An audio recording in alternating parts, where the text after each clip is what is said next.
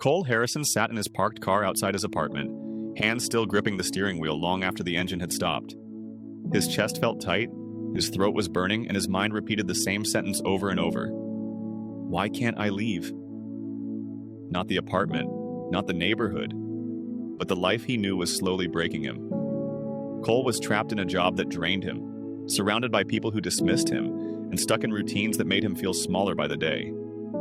His boss constantly belittled him, his coworkers ignored him, and every time he thought of quitting, a voice inside whispered, "Stay. Don't risk it. You won't find anything better."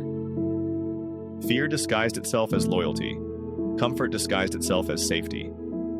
And slowly, Cole's spark dimmed. Backstory: how he learned to stay even when it hurt. Cole grew up in a family that believed endurance was everything. His father would always say, "Real men don't walk away, they tough it out." And his mother, though loving, constantly reminded him, "Be grateful for what you have, don't ask for too much." So Cole learned to stay. In friendships that drained him, in relationships where he felt invisible, in jobs that used him. Leaving felt like betrayal. Walking away felt like failure. He carried that belief into adulthood without realizing how much it cost him. By 29, he felt like a shell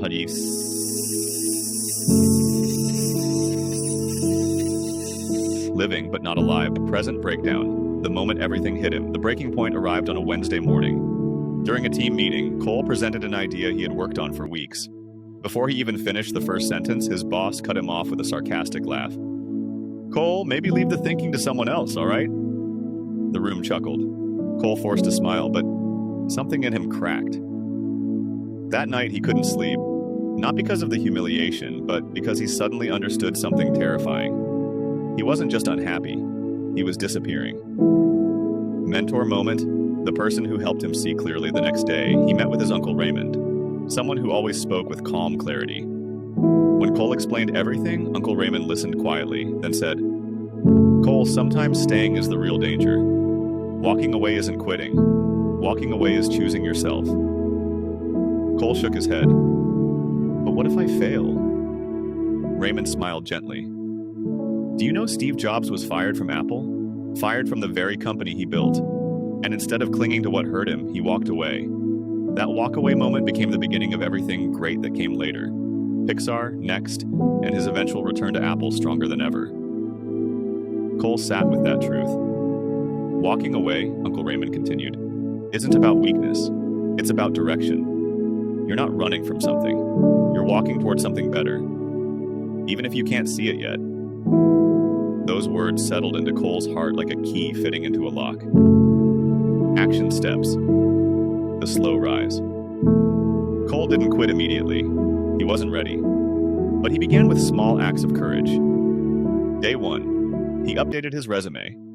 Day 3, he applied to one job, hands shaking. Day 7, he set boundaries at work and stopped volunteering for tasks that weren't his. Day 10, he reached out to old friends he had distanced himself from. Day 14, he took long walks to clear his mind and think about what he truly wanted. Day 20, he sent a bold application to a company he once thought was out of his league. Day 25, he practiced conversations in the mirror, relearning how to advocate for himself. Day 30, he promised himself, "If I get an opportunity, any opportunity, I will not let fear hold me back." Courage didn't come all at once. It arrived piece by piece, moment by moment. Turning point. The day he chose himself. 2 weeks later, Cole received an interview request from the very company he thought would never consider him. His heart raced. During the interview, he wasn't perfect. He stumbled over a sentence, his voice cracked once, but he was honest, he was present, he was finally himself. A week later, the email arrived. "We're excited to offer you the position." Cole sat in silence, staring at the words. Then, for the first time in a long while, he cried. Not from fear, but from relief. He walked into his boss's office the next day and said 8 words he never thought he'd be brave enough to speak. "Thank you, but I'm choosing a different path." It wasn't dramatic. It wasn't loud. It was calm, steady, freeing. His boss looked surprised, but Cole didn't stay long enough to care. When he stepped outside the building for the last time, the world felt bigger, brighter, possible. He finally understood something deeply. Sometimes your life doesn't grow until you walk away from what is shrinking it. Real life example. Tying it back. Cole kept remembering Uncle Raymond's words about Steve Jobs. If a man who was fired from his own company could rebuild, reinvent, and rise stronger than ever, then maybe Cole could too. And he was right. Life lesson. What Cole finally learned. Walking away is not abandonment. Walking away is choosing peace over chaos, growth over fear, and self-worth over suffering. The world doesn't reward those who stay in places that break them. It rewards those who dare to step into new spaces. Spaces where they belong, where they grow, where they are seen. Cole's life didn't change because the world suddenly became easier. It changed because he finally believed he deserved better. And sometimes, that belief is the very beginning of everything.